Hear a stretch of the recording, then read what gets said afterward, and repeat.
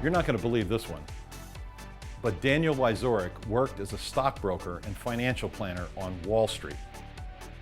But he decided to follow his real passion, and he enrolled at Empire Beauty School in Manhattan. Wyzorek's mother owned a salon for 40 years and encouraged him to pursue his cosmetology dream. After school, Daniel went out to work for Frederick Fekkai in New York City. He now runs his family salon in Brooklyn.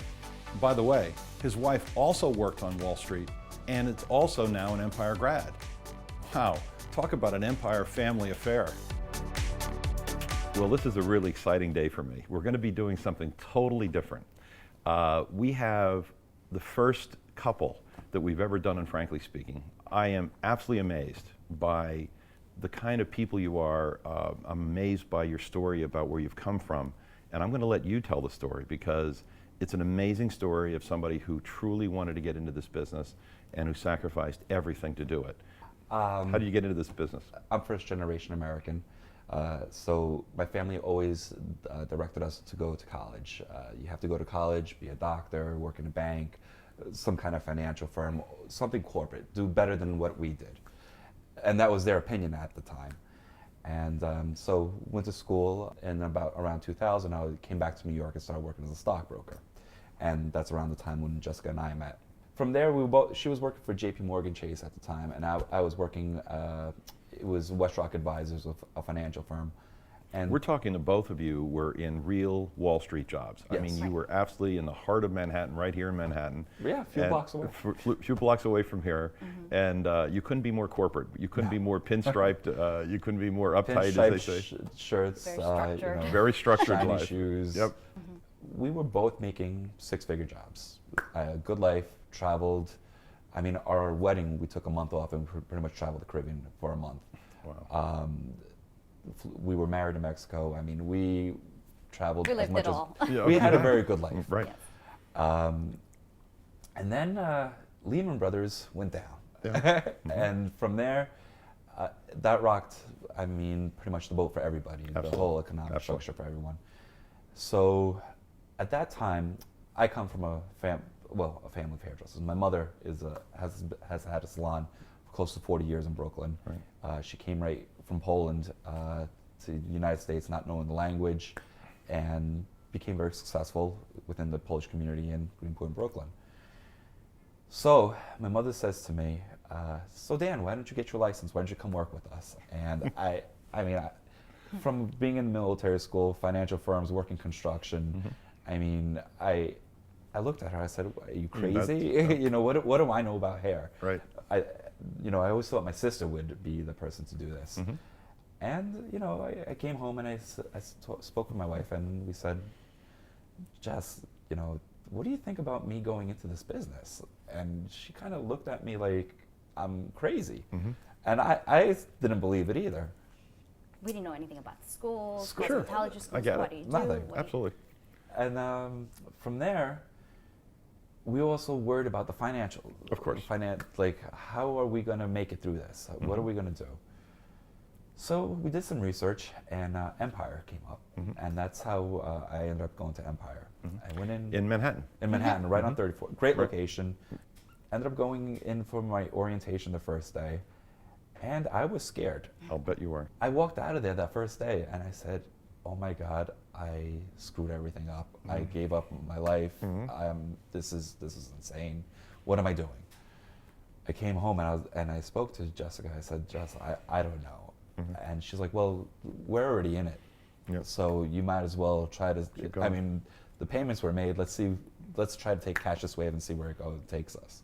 But I want to make sure that everybody understands that you have made a decision that you're going to live on on Jess's paycheck, Right.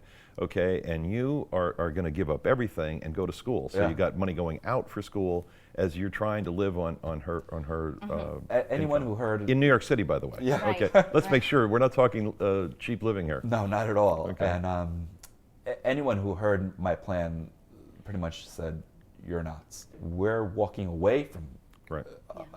security to do go out on the wild. Yeah, but to build your own brand and to build you. Exactly. Okay, so It's for us. and they can't take that away from No. you.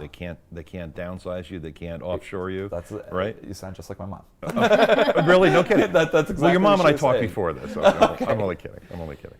So Jessica really convinced me to stay and hang through the school. I mean, my first day, I was very lucky to have great educators. I mean, people who really, really care. Miss Burns was one of my teachers, and what's great about Empire is the teachers that you have are, besides being like proctors for the state board, coming over from Goldwell, just really deep quality, experienced, educated people. They are good people. But you kept going as we talked about it. It's brick by brick, step by step, whatever you want to call it. I'm gonna ask you to and direct you, and it's on exactly the same vein, and that is, tell me about your challenges. I mean, I think you need to talk about the fact that you're doing this as a team. Okay, even though she's not in school yet. Okay, I'm giving away some of the plot here, but you're not in school yet. But nonetheless, you're part of this team. Tell me about the challenges, your biggest challenges of being a student. Letting go, I would say, is letting go the security that we had, knowing, just forgetting about the past and trying to write a new book, start off with a new slate. I mean, it's a very scary experience. It really is. We all have challenges that we face every day, whether it be your rent's due, your heat's due, your children got to be taken care of. We all have excuses why not to do something, and this was a reason to succeed. Jessica and I always say, we are Plan B. There is no Plan B. If we don't succeed, no one else is going to take us there. I mean, so we only have one speed, and that's just to go straight and do what we have to do. Put your nose to the grinding stone and really just knock it out. Everybody who we talk to about this is, are you sure, Dan? Are you sure? But the funny part is, sorry to skip forward, but the funny part is, at the end of all this, people are saying to us, we wish we could do what you guys do. We wish we had the courage. Exactly. I hate what I'm doing right now. We hear it all the time. I wish I could follow my dream. And we tell them, why don't you do it? I can't. Why can't you? I'm scared. Everybody's scared, and it is scary. And if you're not prepared to give it everything you have and succeed, then it's not worth doing. You're either committed to your success and your future, or you're not. When I was at Empire, I tried to do as much as I could for the school, for myself, and try to build as many relationships as I could. From Empire, I was lucky enough to go to Frederick Fekkai, and that's where my first job was. And I remember, no, I just, wait a minute, we got to just pause for a second. We're talking Frederick Fekkai, Yes. okay? One of the top artists on the planet, Yeah. okay? And you nailed the job working, Didn't starting even know at, who he was. Starting at, yeah, that's my favorite story. You had to ask your wife, who's Frederick Fekkai? right? Okay. And she's showing me the products we have that we're using that are Frederick. I just Understood. shower, shave, and Right. go. Yeah. I'm not sure what I'm using. That's funny. And I didn't. But you nailed the job. I mean, Well, I came in with a pinstripe suit. Oh yeah. I mean, I look like a Wall Street broker coming into a salon looking for a client. a shampoo assistant job. Yeah, that's funny. So, But you got the job. And by the way, you started out as a shampoo assistant. yes, Would you have traded that for anything in the world? I didn't believe that I'm going to be doing shampoos. I was Right. like, what's so special about shampoos? Right. I didn't realize that there is a lot to A be lot to learned, it. and there's a lot of detail. There is. But I wouldn't have given it up. It's the beginning of the haircut experience. You have, Okay, that's, I mean, that incredible shampoo is, and you were talking about it before, you learned how critical that and that's was. where your relationship really starts with the client, is at the shampoo bowl. Right. You get to know about them, their family, likes, dislikes, Right. and And sales of clients- and products. not just say clients tell you that's intimate, like they do say, this is great, this is so intimate.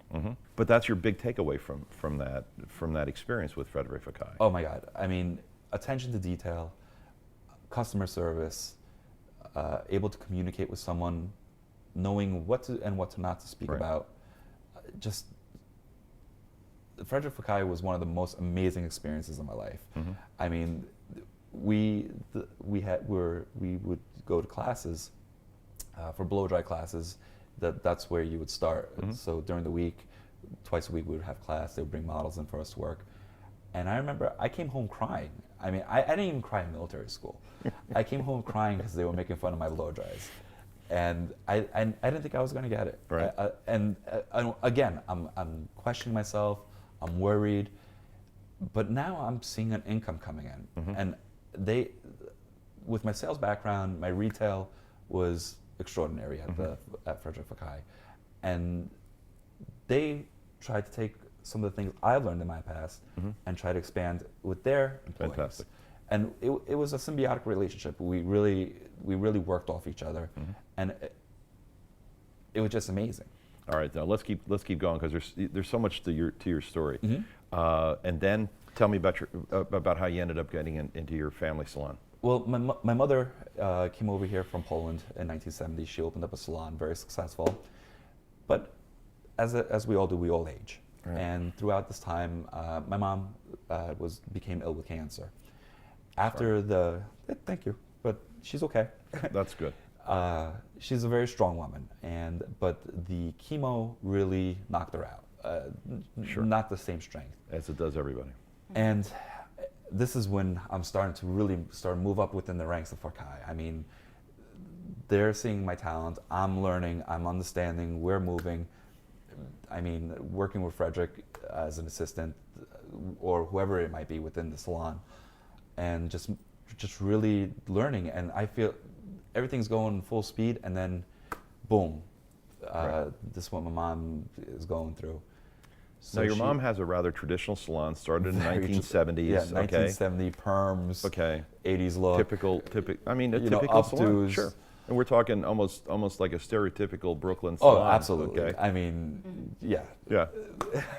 So now you're saying, oh, okay, I'm going to give up Fekkai, and I'm going to go to the 70s era salon in Brooklyn, right? And walking out of Fekkai with their level of expectation, right? Having the financial background, going in like a bull almost in here, and I caused a lot of problems. I mean, I rocked the boat. I expected a lot from everyone because of the way I was taught, and I thought that was the right way to run a salon, and I still do. Right. And within a short period of time, we've renovated the whole salon. We have nice hardwood floors. With my sales background, I made a contract with Moroccan Oil to be the only distributor of Moroccan Oil of the whole line within Greenpoint, Brooklyn. We have an esthetician now. Fantastic. We have close to 8 employees. We hired a new person yesterday. Yeah, and hair extensions now is a big thing. Extensions, because you did the weaves and all that kind of well, cool stuff at that's school. Thank God to the diversity of the school. I don't think I would have had exposure to that if it wasn't for the school. And during this time, I'm starting to bring in an income, and I said, Jess. Enter Jess, okay?